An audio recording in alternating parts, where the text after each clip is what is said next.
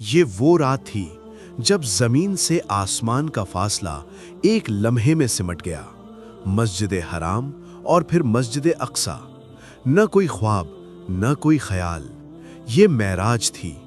براق آیا اور محمد صلی اللہ علیہ وسلم اللہ کے حکم سے آسمانوں کی طرف روانہ ہوئے۔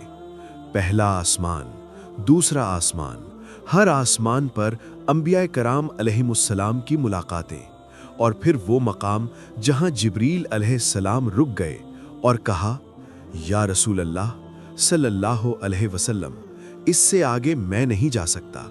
مگر محبوب خدا صلی اللہ علیہ وسلم آگے بڑھے۔ وہاں جہاں نہ فرشتہ پہنچ سکا نہ عقل، وہاں اللہ تعالیٰ نے اپنے محبوب سے کلام فرمایا اور امت کو تحفہ دیا۔ نماز، 50 نمازیں، پھر رحمت، پھر آسانی، 5 نمازیں مگر اجر 50 کا۔ یہ معراج ہمیں سکھاتی ہے، اگر دل ٹوٹ جائیں، اگر دنیا انکار کر دے، تو یاد رکھو اللہ کے دروازے ہمیشہ کھلے ہوتے ہیں۔ یہی ہے واقعہ معراج صلی اللہ علیہ وسلم۔